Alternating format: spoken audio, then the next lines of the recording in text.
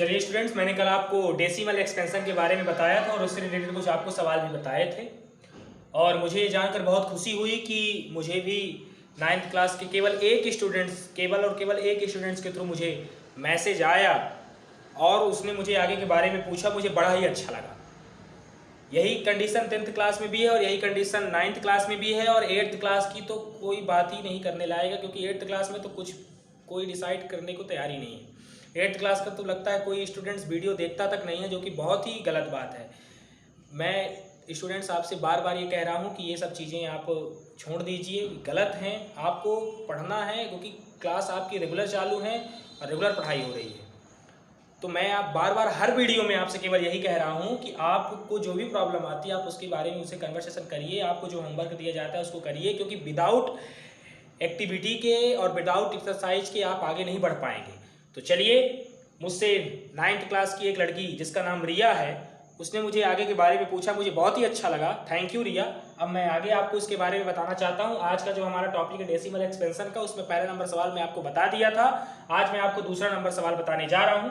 दूसरे नंबर सवाल में लिखा हुआ है पहले से ही कि 1/7 इज इक्वल टू 0.142857।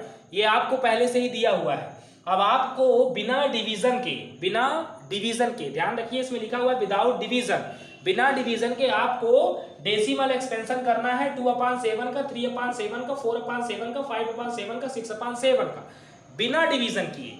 तो बिना डिवीजन किए आप बहुत ही सिंपल तरीके से कर सकते हैं। जैसा कि स्टूडेंट्स आप देख पा रहे हैं 2/7 यहाँ पे लिखा हुआ है। आपको 1/7 की वैल्यू पहले से ही पता है।